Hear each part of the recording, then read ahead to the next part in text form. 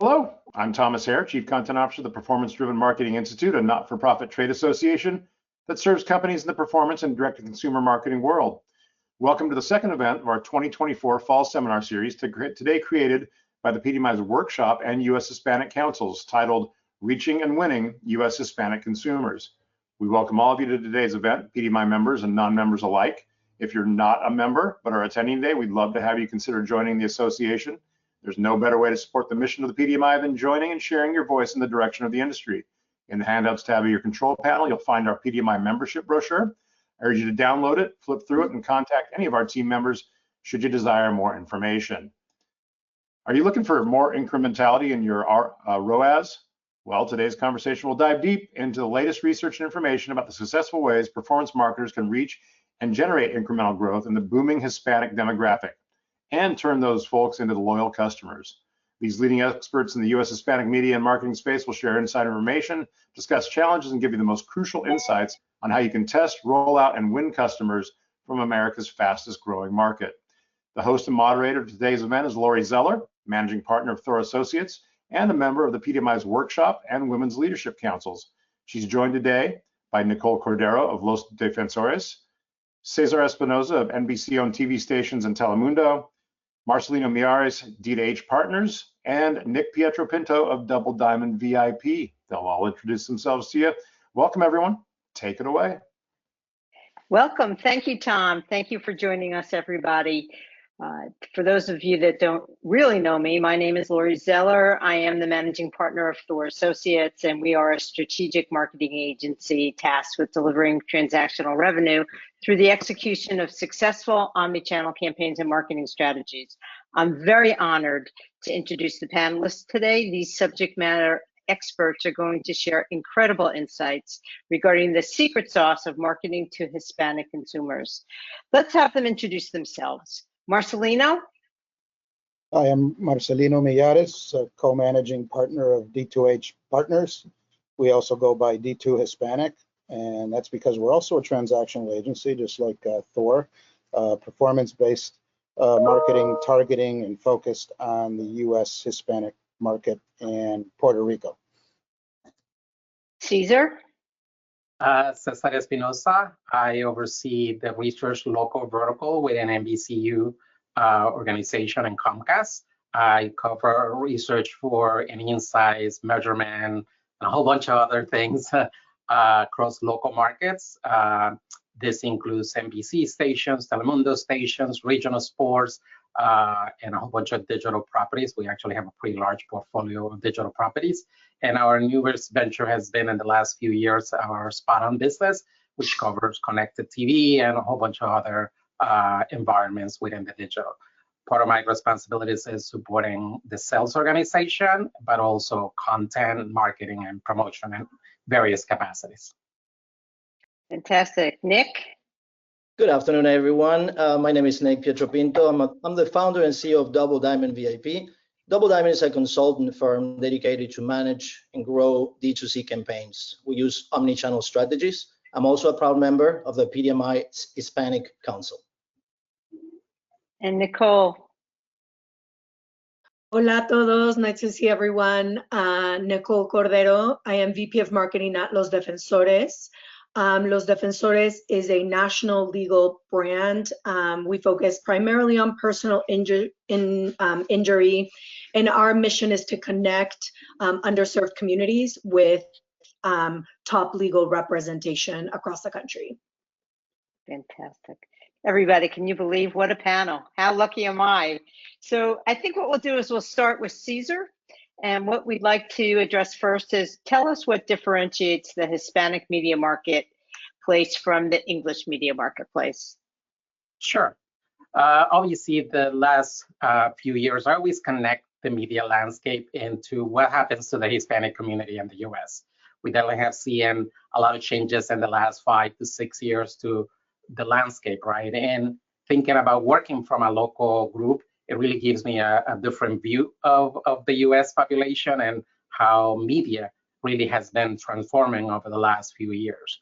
I think it's extremely important to understand what is it that any company or any advertiser is trying to do when it comes to reaching the Hispanic consumer. Hispanic consumer has always over-indexed in so many different areas, in particular in mobile consumption, right? So understanding the type of content available and how you're going to reach them. Over the last few years, we have seen tremendous growth in connected TV among Hispanics. So as connected TV continues to grow, it gives the Hispanic consumer access to more platforms and how they can consume various content. I think it's extremely important also to understand the changing and the ecosystem when it comes to all our markets. I look at right now, for example, the hurricanes in Florida and how that impacted so many of our communities.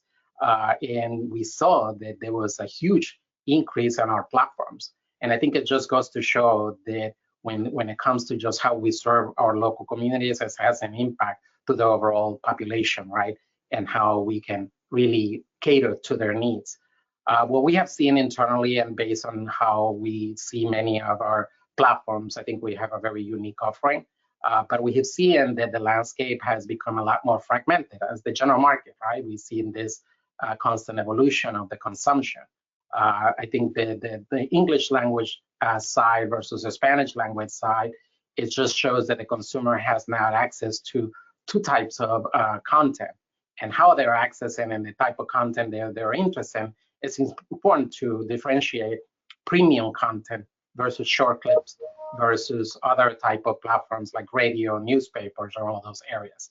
And we see the differentiations in that from what we see national versus what we see in the local market. So a lot of trends, a lot of changes in the landscape, but we continue to see that premium video is still very much top of mind for consumers. Awesome. Nick or Marcelino or Nicole, do you want to, I mean, that was incredible. That was really comprehensive. Anybody, we have 8 to 10 questions. So should we go on, or does somebody have something important to share? Well, I'd like to underscore what Cesar said about sort of the changing landscape. Streaming, I think, is beginning to have an equalizing concept between how we buy media in English and in Spanish, right? So 5-year pre-streaming, you basically had 2 or 3 major network choices and then a lot of local opportunities. But the media landscape was much more limited than the general market landscape with dozens of networks and hundreds of cable channels. Streaming now is making the same platforms available to everybody. So as Hispanics are consuming more content on streaming platforms, they're actually, and many of those streaming platforms allow them to watch English language content in Spanish or subtitled. They now have many more programming options than they ever had. So the buying, the planning and buying from a Hispanic perspective has gotten a little bit more complex. The Hispanic consumer from the Spanish dominant to the bilingual is watching much more stuff in general. So it's much more atomized than it used to be. And in that sense, I think buying Spanish is getting a lot closer to how you buy English. It all becomes a question of how we identify, how we target our customers. Something, the one area that we have seen tremendous growth in this last 2 years also is in the fast channel environment, because it has made so many new platforms available to the consumer. And we know that Hispanics tends to have a high frequency. We have larger homes. We have multi-generational homes. So you can have different behavior in different parts of the household. And we have seen such a tremendous success in the fast channel. And I think that's an environment that is going to grow pretty rapidly because it's available through so many environments, especially through connected TV. Awesome. And Nicole, I wanted to ask you specifically, because you do a little bit different work than Cesar and Marcelino. Tell us where you see the growth and what is the expectation of where that growth will deliver going into 2025 and beyond? Absolutely. Yeah, I think general strokes, as Cesar and Marcelino have said, the Hispanic media landscape is going to grow just naturally, population changes, substantial growth on minorities, increasing purchasing power. So there's also a lot more, demand and need for marketers and advertisers to find these consumers and connect with them, and for media platforms to create spaces for them. So I think we'll see a lot of that growth. I think how I'm thinking about it and what I'm observing, they mentioned streaming as one. So certainly that's a huge area of Hispanic audiences have historically been a big cord cutting at higher rates than the general market audience, so aligned with the streaming side, and both on the ad supported and on the non-ad supported or subscription based. You think about platforms like Pluto and VIX and Tubi and Hulu, all of them seeing a lot of growth from a Hispanic viewer and from a Hispanic subscriber perspective. I think another channel that has seen, not surprisingly, but might be surprised to some, is the resurgence of audio and radio, particularly in platforms like in the forms of podcasts.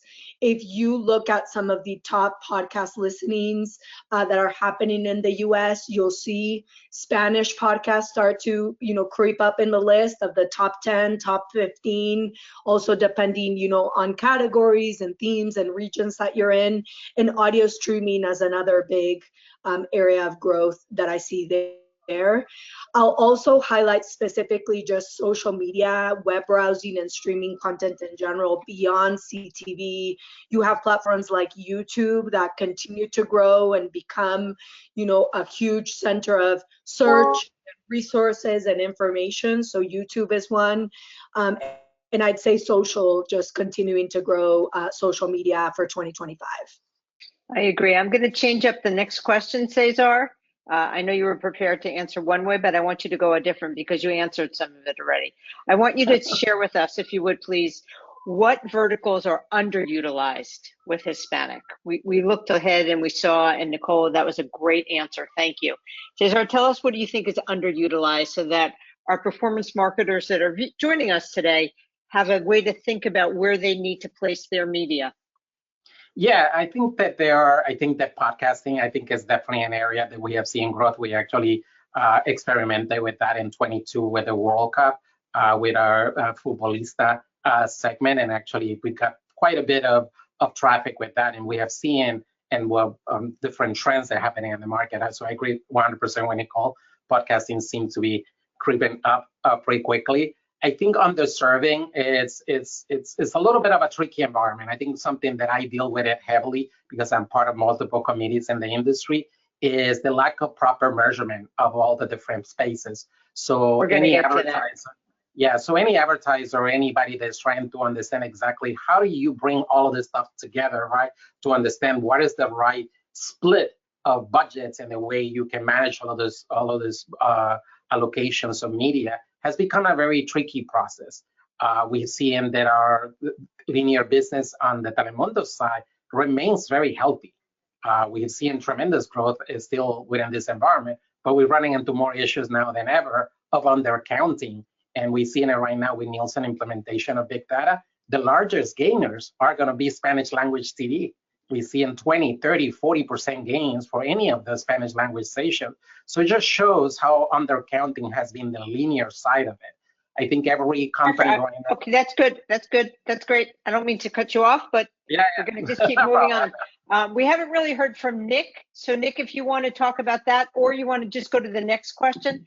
I know that you really have a great pulse. You manage campaigns, you've worked where you can tell everybody where you work, because you're famous to me, if not everybody. Tell us about loyalty. What I want to know is, what do you think is the key to enhancing Hispanic customer loyalty based on everything that we've shared so far and what we're going to share?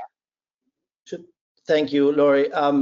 Before starting talking about loyalty, I feel like I have to add a couple pieces of data on stats on Hispanic versus non-Hispanic. It's very relevant, right? So Hispanic population will grow 3 to 4 times faster compared with non-Hispanic in the next decade. That'll be an estimated 20+% with an estimated 5 to 7%. That's super important. Last year, for example, the Hispanics grew close to 2% just last year, when the non-Hispanic grew 0.2%. Which means the US grew 71% fueled by Hispanics. So super interesting fact here, and that's why we are where we are here in this, and then seeing what else can we do these to address the opportunity, basically. So back to your question, Lori, sorry. So regarding loyalty, first you have to target I guess the beginning of everything is how you target them, right? Using their language, using something authentic, cultural values, traditions, right?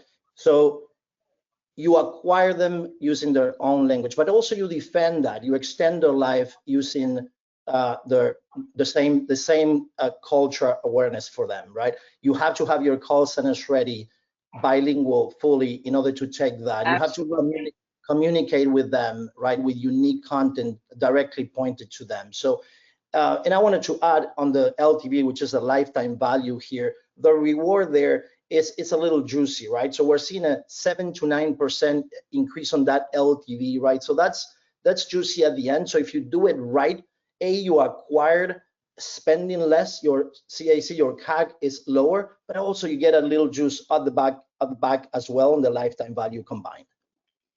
Nicole, I want you to unpack that for us, and I want you, because what you sell, or what your work entails, is really creating trust. You're asking people to connect with legal entities that could help them, but they're also in a position of being vulnerable. I find that the Hispanic market, being not Hispanic at all, but I find that the Hispanic market has very clear loyalty and it's very family oriented. So there's this trust factor. And when you're done, Marcelino, I want you to address it also, because we've talked about that privately and I love how you explain it. But Nicole, you go first. Yeah, thank you, Lori. I think exactly that is the question, is how do you establish and gain their trust?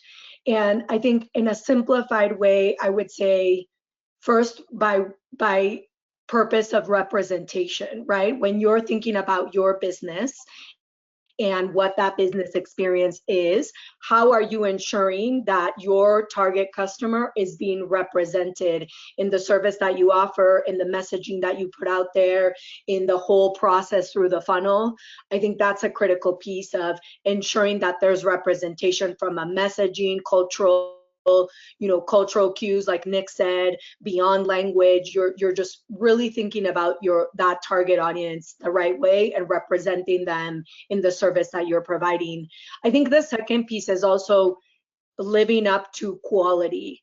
Just because we are a minority, just because we speak a different language, should not come at the sacrifice of a different experience or a lesser quality experience. So I would say, pressuring your teams and thinking about your business in being able to serve this community with the same degree of quality that you would the general market community too. Meaning, not half pamphlets or half websites or half information.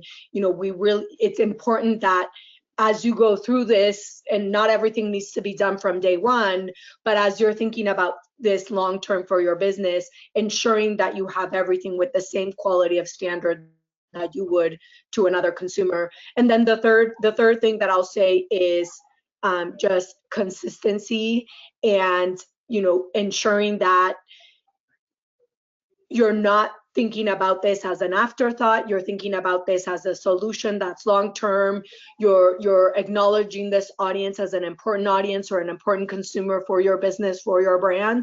And again, just being consistent with this through the entire journey of your business. And we've been able to do this, fortunately, for 40 years. And yes, legal, health, finance, these are all very critical categories that you are going to have to work a little bit harder to build that trust. But once you have it, you'll have the trust of the whole family, the trust of the community. Exactly. The word of mouth is bigger. The lifetime value, like Nick said, is larger as a result of that. So that's why I think doing it well at the beginning is critical, because that's how you establish the trust. And then social proof, reviews, connections, activations, so that you can show it. Don't trust us, trust these people that have been through this, trust this person that's in the community as someone very well represented. So I would say those are the bigger things, Lori. And that's really like one of the tenets of direct and brand response. If it works for you, it'll work for me. Marcelino, Yeah. you know, running the agency and having to always find, like Nicole said, the message is the most important and reaching. Where does loyalty fit in? Well, you know, assuming that you've acquired a customer with authentic messaging, right? So they've come in because there was no noise in the communication. They believed what you had to say. They believed that you were talking to me as a Hispanic consumer. Assuming that, and that's a big assumption because not every company does that, right? But assuming that, I think the best way to guarantee loyalty is to have some kind of equity in the user experience from a touch point perspective, from a media touch point perspective. I'm going to age myself. I've been doing this since the late 80s, so 30 some years, 40 years, I don't know, whatever the math is. I choose not to think about it. I've probably managed close to 100 campaigns, more, give or take. I have never worked with one client who has executed every touch point in Spanish that they execute in English. From an acquisition perspective, they're much more limited in the channels they use. And then in the general customer experience over the lifetime of the customer, they don't get the same level of email or social media interaction or, you know, any other touch point in the sort of the lifetime customer journey. And, you know, just picking up on what Nicole was saying, that presence is important. And the most powerful motive factor in the Hispanic market is word of mouth. And if you activate a lot of the things that you do in English for the Hispanic market from a current customer perspective, not new customer, just from a current customer perspective, that word of mouth is going to activate. So I think that's the biggest challenge for the industry is for brands and marketers to mirror the customer journey in English and in Spanish. And right now, it's a shattered mirror. It's bits and pieces, but it's not the entire picture. You know, Nick and Nicole, you've managed other campaigns too. I don't know how you guys feel, but I've never had a client who did everything in Spanish that they do in English. And I think that's the key to the loyalty. I agree. We're going to shift gears now, and we're going to hear from Nick. And then Cesar is going to pipe in because he mentioned the CTV before. So Nick, we had a little bit of a discussion before today, and we talked a little bit about the success of CTV in the Hispanic marketplace and other channels that have actually surprised us in their performance among Hispanics. I'd like you to actually lean into why that's happening and how that can be expanded. And if you could incorporate the conversation you shared with us the other day on the QR codes. I love QR codes. I think they're fabulous. I mean, we do marketing and we're starting to implement them everywhere. But to me, there is a little bit of a crossover because you're grabbing the consumer at the right time, at the right place with the right message. Am I off base, or can you extrapolate anything you've done and share with us? 100%. And this is transitioning, right? So I would say in the last 12 months, it started to be more of a movement that it was a couple of years prior to that. So it all started with, right, when COVID started to, of course, if I rewind even before that, right, we've had the cut the course as a slow pace. It was happening, right? We knew it was going to happen. It started getting closer slowly, right? But then COVID happened, and the acceleration that we saw there was amazing, right? And amazing for some of us that manage campaigns. I see amazing as a phenomenon, not necessarily as a good thing, more like a challenge that we needed to embrace. So CTV now is something that we started looking at and say, okay, we need to follow the audience because it's more fragmented than any time in the past, right? And then the TV as our main channel, with some of us marketers managing campaigns, right, started getting pressure because less eyeballs are there. So you need to follow, where are the eyeballs now? So social media also saw in parallel a compression, right? Because we had some elements that with Meta getting, retargeting being more and more difficult with the cookie apocalypse, as I call it, right? So back to CTV now in the last 12 months, there are, a lot more people looking into it, but compared with the past, right? Now it's not I am planning to do this or I started to do this. More like this is a part of my plan. So it's on my plan. I'm committed to it. The same way that Nicole was talking about, you need to be committed to Hispanic as a part of your plan, right? Well, CTV is that key component that everybody is going to need to embrace sooner versus later. And to show you how agencies have actually seen that happening in the last few events that I've been seeing, the conversation from CTV started being more intense, but beyond that, I'm seeing PI, CTV opportunities in a few places, things that I haven't seen before, interesting, but it follows the point, right? People are committed to CTV, that's the avenue, right? Now I'm gonna segue to QR codes. You were asking Lori as well, right? So that's a part of the winning formula, I guess. The CTV QR code is something that you need to commit to. QR codes, back to COVID forced us to, no hands, no contact. So we started scanning menus and doing other things to scan QR codes. And all of a sudden, we found ourselves adding QR codes to TV, making it friendlier to the consumer. And at the beginning, it was a one-off. Companies was testing, but like anything else, the consumer was asking for it.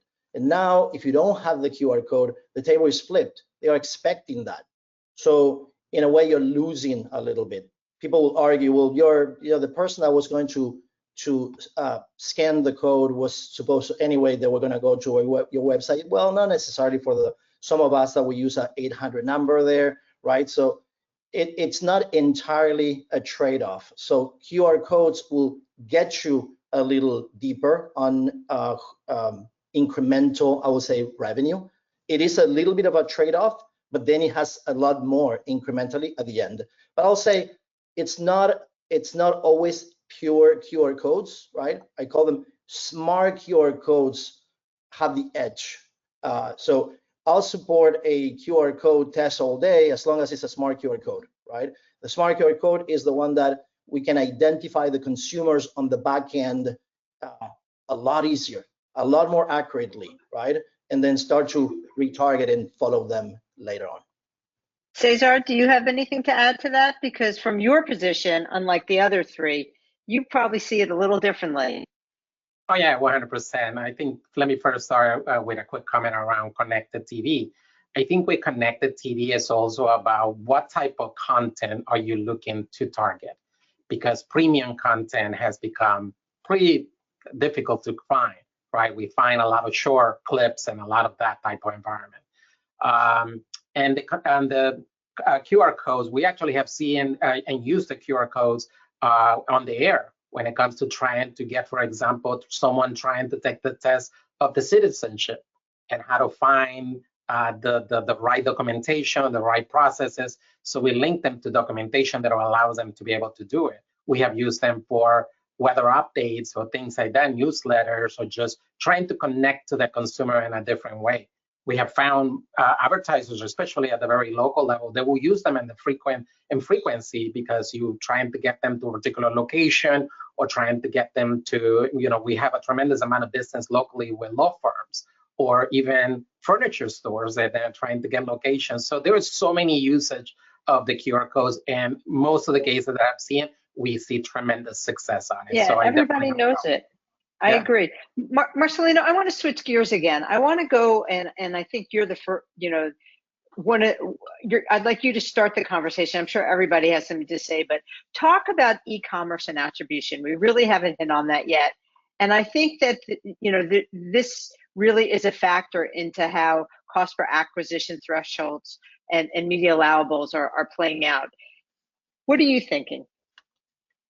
Well, I think from a Hispanic specific marketing perspective, this is an existential issue. Right? Nick talked about COVID sort of being a milestone era, and from COVID on, Hispanics have significantly changed their buying patterns. And by that I mean shifting from predominantly call center response to now likely preferring online response. You mentioned somebody mentioned multi-generational households, and that makes possible much more buying online than what it was pre-COVID, and it was forced in some ways by COVID, by QR codes, which takes you mostly online. It's, you know, it prefers online to click to call, for example. So, however, the industry hasn't caught up in measuring e-commerce, measuring web sales, driven particularly by TV. So, and media rates have gone up over the last 5 years. So it's becoming much more expensive to buy television. CTV is going to help with that because it's going to drive CPMs down. But right now, linear media has become significantly more expensive, long form and short form, than it was 4 years ago. And in times like today, where you have election, lowest unit rates, you have enrollment, you know, it's very challenging to get on the air in general. And that aggravates the attribution issue, because if we're not getting fair attribution for the orders that Spanish television is driving to e-commerce or to Amazon, which is challenging in and of itself, but just call it to the URL, to the branded URL, then we're not getting the full credit for what we're driving. And that's why it's becoming more and more of an existential issue. As media rates rise, as the increased use, as CTV use increases, it becomes more and more important to know which customers are coming in from Spanish language TV. And that ties back to the loyalty issue. Once you know that, then you know the kind of relationship, that the communication language that you should have with a customer that came in from a Spanish language TV channel. So I think, I don't know if I answered the question, but I think it's a critical issue to solve. You know, Cesar talked about measurement. You know, this is an area where measurement is sorely needed. So it's critical. And Lori, Yeah. if I may add some color to Marcelino's answer. Yeah, please. So we work with Marcelino in a couple of campaigns, right? And one specifically that comes to my head right now is a case where we really went deep in attribution, right? We got all the information across the channels, English, Spanish, all the different pieces of data there. And it supports 100% what Martin is saying, right? It's at the end of the day, the acquisition, the Hispanic consumer is moving more to the web on the call center. So for the people that are measuring purely cost per call, you know, measuring that the effect of somebody calling in, or, you know, the call center level, right? Mm-hmm. They are missing a big component when they can't attribute the web mixed with everything else for the Hispanic media, right? And we did that. We broke it down to the, you know, to the deepest level, and we found out that actually not only it's equally, but it's equally and better at the end of the day with regards of attribution for web orders on the media. Fantastic. Nicole, because you do things a little differently, I'm curious, how do you attribute? Because if, you know, in your business, it's, you know, how are you delivering attribution? Actually, I don't even know how you would. So we think about it more from like a response mechanism, right? Where are people responding, and where are they raising their hand, you know, through the journey of, like, yes, we know television is still very, very strong, local TV, national TV, you know, still very strong channels. But what we know is that not everybody's responding to that commercial immediately and with the mechanisms available on that commercial, like a 1-800 number. We know that they're searching for the brand, you know, they're probably, you know, searching for some similar terms around the offerings that we give. And then they might decide to then, you know, form fill, send a text, maybe click to call once they get to a place on the site that they feel like they have enough information to convert.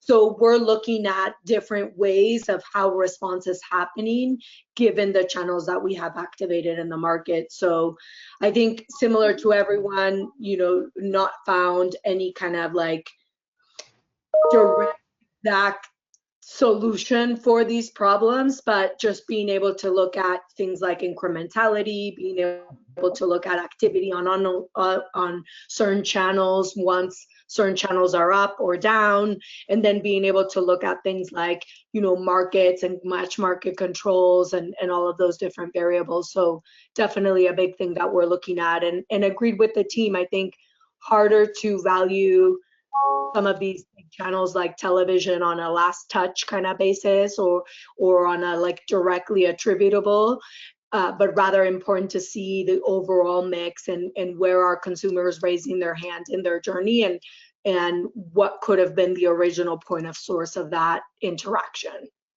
Yeah, and Lori, I will say that to kind of tie it up a little bit, it's important to be able to have campaigns that have all of these touch points, right? It's what Nicole is kind of referring, right? For the value that linear TV still has versus social connectors, because that enhances the message, right? But allows us also to be able to follow the behavior. Kind of going to Marcelino's question around how all of this stuff could be done from a measurement perspective. All of these companies out there really lack a tremendous in the Hispanic market, because states now have regulation also. You cannot target Hispanics, right? So you can only do it from a language content, right? But the content, the language that is in the content. So it's become extremely complex. Yeah. And I think there's also a very big challenge right now with last click attribution. I mean, you know, there have been MarTech and there have been platforms. I'm not going to say the names of them because it doesn't matter who they are. I'm just going to say that,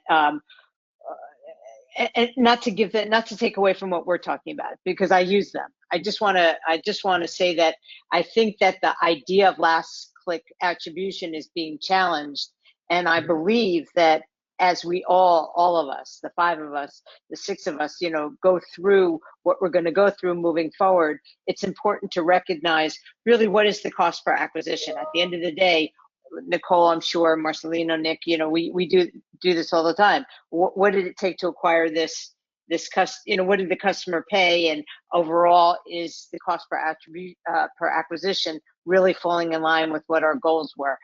Marcelino, tell us a little bit about the contribution of Hispanic campaigns to the overall performance. So when we talk about quantifying, I think that's a word that really gives us pause. Talk about quantifying.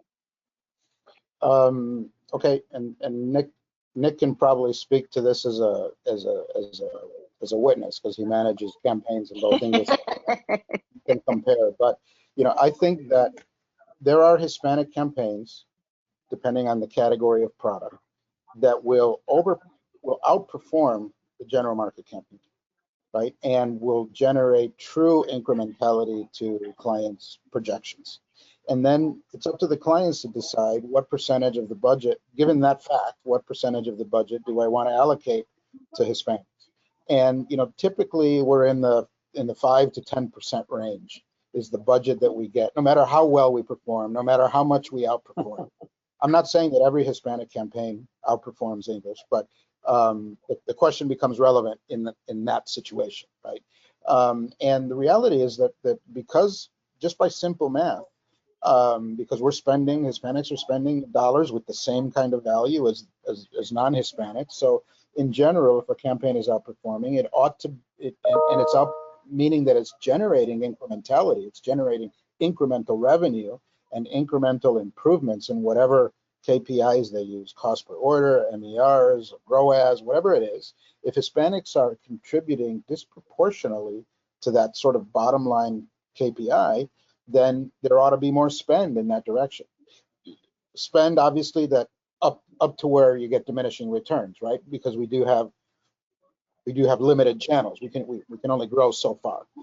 The biggest campaign I've ever managed in Spanish got up to maybe $225,000, $235,000 a week, you know, which is a fraction of some huge DR campaigns in English, right? So there's only so much we can grow. But I think, you know, if a client has identified that in the same funnel, maybe our funnel is shaped differently, but if at the bottom of the funnel, you know, we are outperforming in any one of those indicators, then there ought to be more spend in that direction. It just makes more sense, you know. And it's hard to comprehend why that wouldn't happen, but it does. Believe me, it does. I'm sure Nicole, you've experienced this in your past age lives. Absolutely, yeah, I completely agree with what you said. I think the recognition and the realization that where you see efficiencies, let's lean harder on that. I mean, that's like basis of performance marketing, right? You're seeing good return on your investment, you're seeing good success.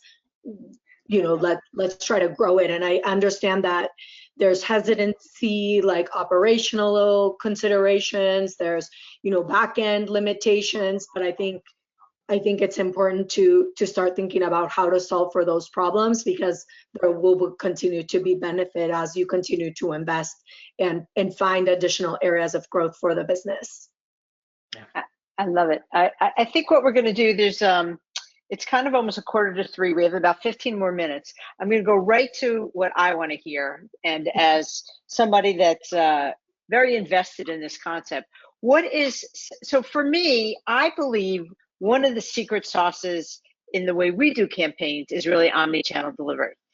Aside from attribution and how we get, you know, to reach our KPIs, what we do at THOR is we use this funny little saying that say we not only meet, we exceed your KPIs. So given that thought, what is the secret sauce for Hispanic marketing success? I'm going to give everybody free rein here. So let's start with Cesar.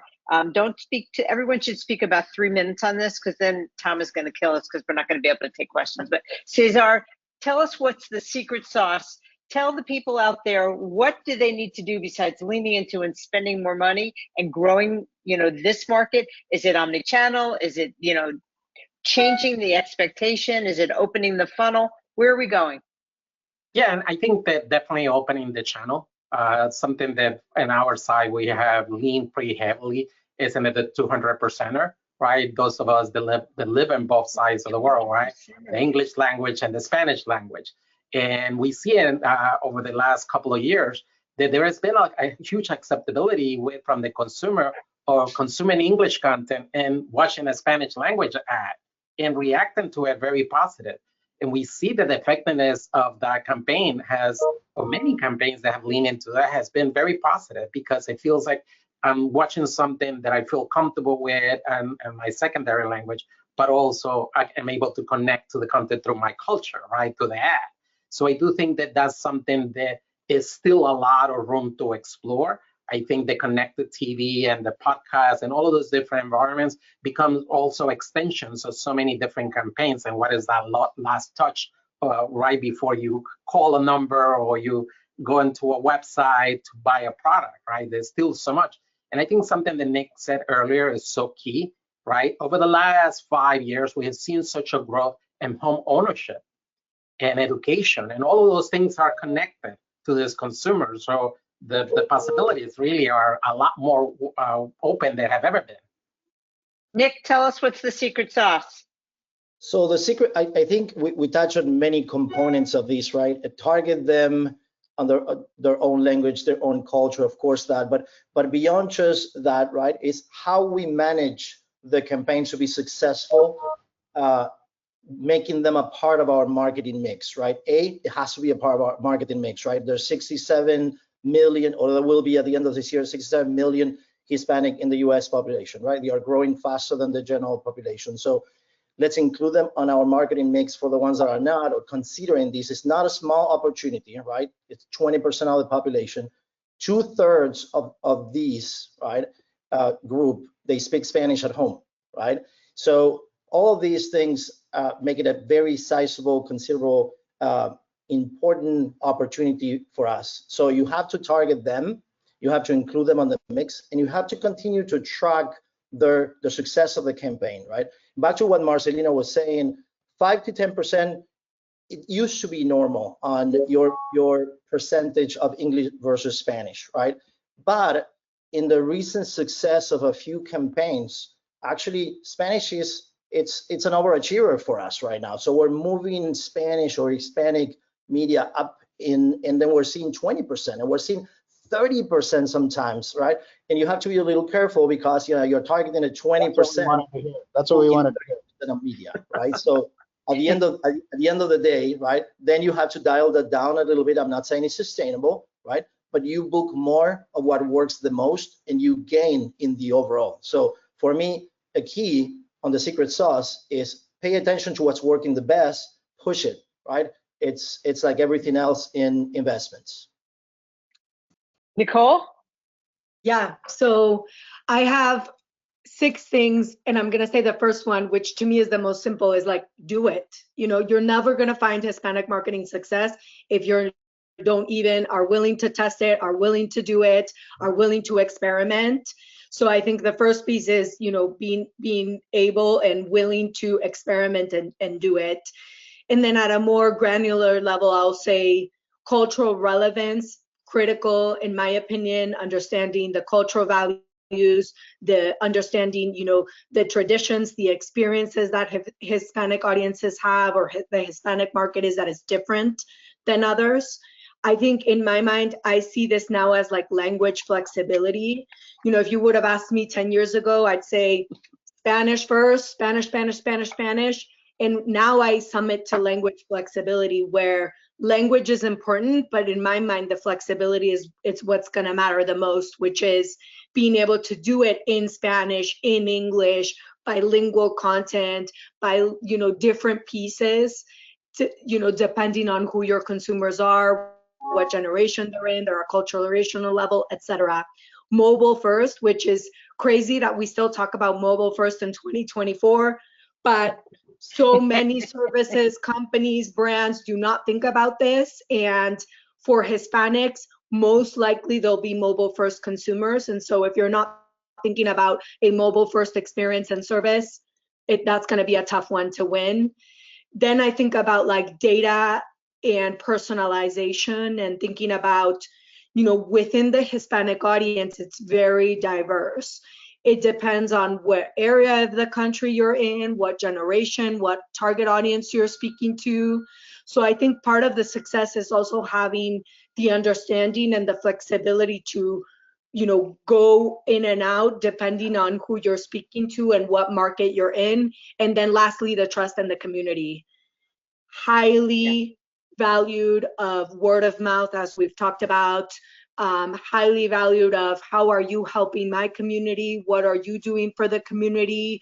Why should I do your service than others when there might be more of these that are out there? And so being able to establish that deep sense of understanding of the community and build that trust, in my mind, will give you huge success in the Hispanic marketplace. Morris? We use a concept that we call enculturation, right? So as a marketer, your goal ought to be to enculturate as much of the customer journey, as many touch points as possible. And that's where we believe the secret sauce is. So we approach campaigns certainly from the top of the funnel, but we've always felt the need to intervene and to impose ourselves on whatever back end we can, call center scripting, call center performance, however data is getting managed and attributed on the back end. You know, all of that needs to be enculturated in order to really have success in the Hispanic market. And there's one more ingredient, which I would say is patience, right? If you have a campaign that's been running for a long time in a demographic that indexes high for the Hispanic community, and you only give it one shot, you're really not giving yourself a fair shot. You need to have the patience that you had when you were building your campaign at the beginning, the patience and the confidence that this will work, this has to work. And if you don't have that attitude with Hispanic, you're not going to keep testing. You're not going to make the adjustments you need to make. You're just going to throw up your hands and say, we tried. Somebody from the boardroom said, try Hispanic. Okay, we tried it and it didn't work. And you know, that happens too much. So I would say enculturate and be patient, and the market will deliver for you. And Lori, it's something that I wanted to lean into Nicole said about community. I think something to keep in mind when we think about community is to generationally could mean two things, right? Where I come from, where my family comes from, and that connectivity to that culture, right? But the other part also, as first generation, second generations come into place, is where I live, right? How are you reaching into my and giving me what I need based on where I feel I belong or where I come from. So it's good to keep in mind those two sides of community, because it could mean two different things to a consumer. I agree. Tom, it's you have about 9 minutes, but I have one question which we didn't answer that I want to bring up. So Cesar and Marcelino, we talked about the 200%, that 200%, but we didn't really explain it on this webinar. So address it for me for 2 seconds, just so that the viewers, because somebody had, I thought Cesar, maybe you brought it up, but explain to us what, because for, you know, people like me who did, never heard of it before, I'd like to. Let me give the short answer, and then Cesar can give the more intellectual one. I'm a Cuban American, born in the United States. Depending on my context, I'm 100% Cuban or I'm 100% American, depending on my environment in the moment. And I'm not less. There's no environment in which I'm less of either, right? So saying that I'm 100% American would not do justice to my Cubanicity and vice versa.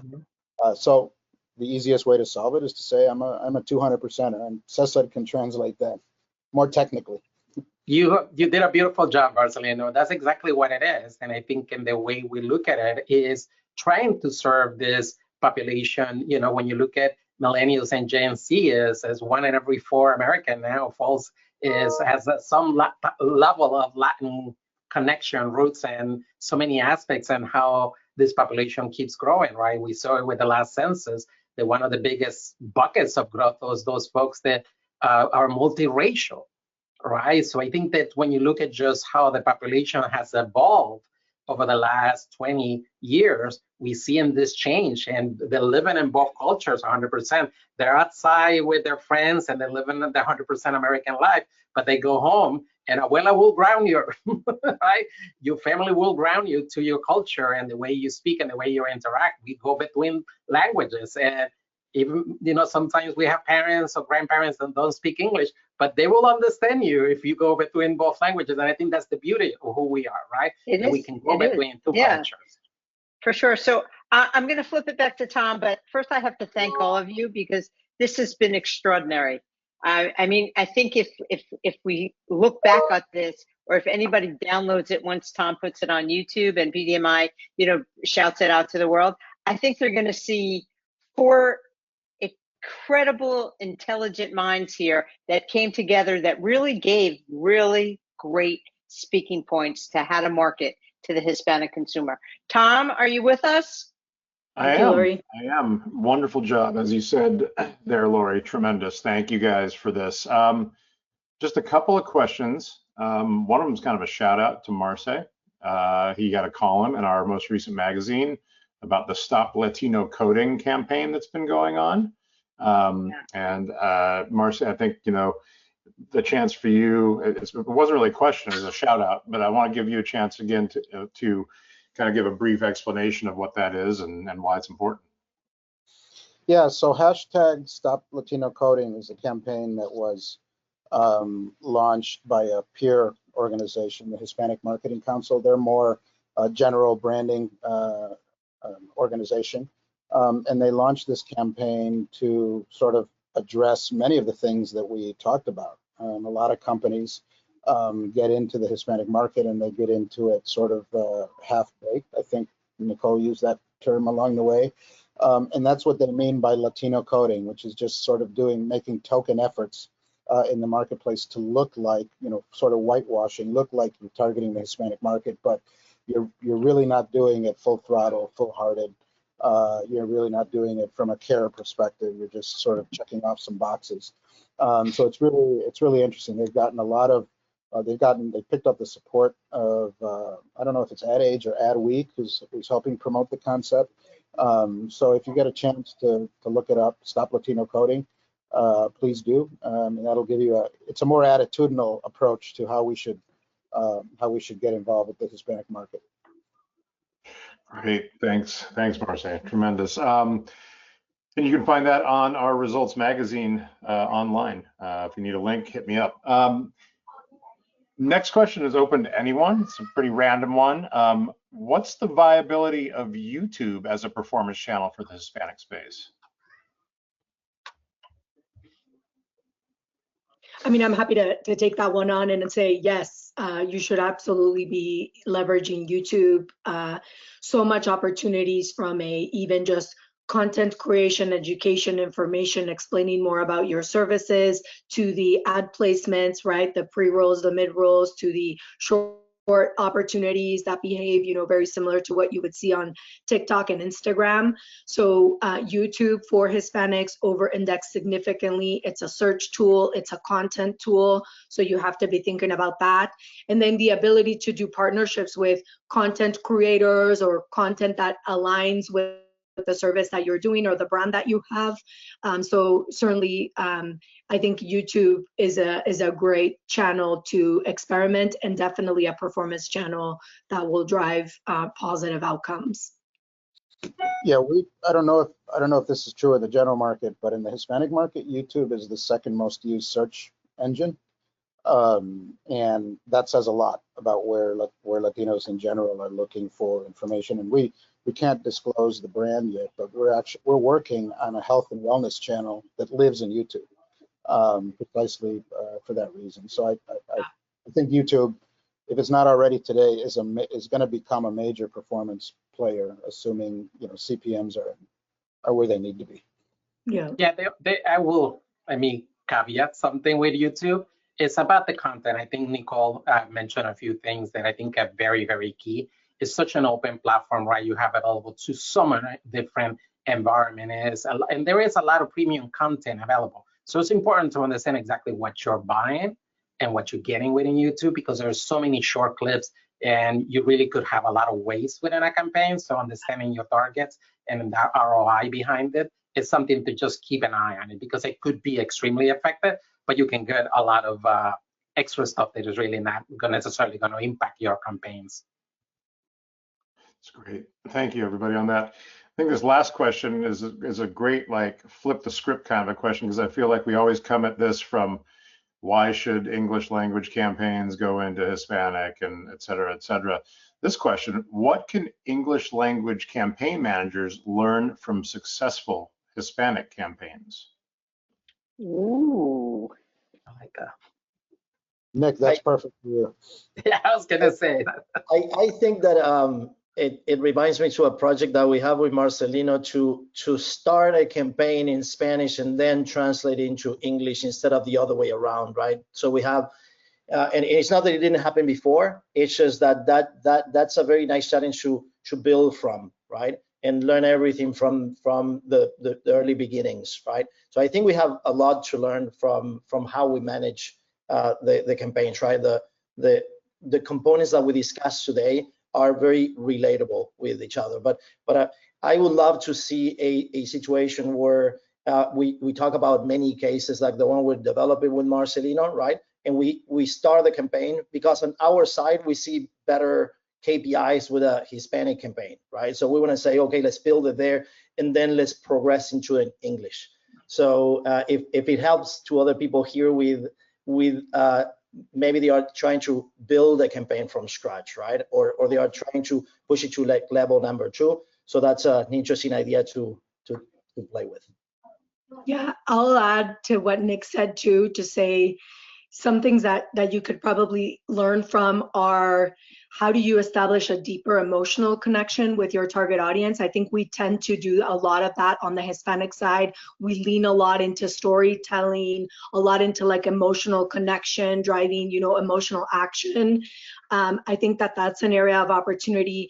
And then I think about just going back to this concept of, representation, of how are you ensuring that your campaign is representing the entire group that is the United States and the diversity within it, whether we're Hispanics or Asian Americans or whatever those different demographics are, leaning more into representation. And you see more and more of that in the general market side in the last decade, but I think it's still an area that can provide a lot more connectivity to new audiences and find new ways.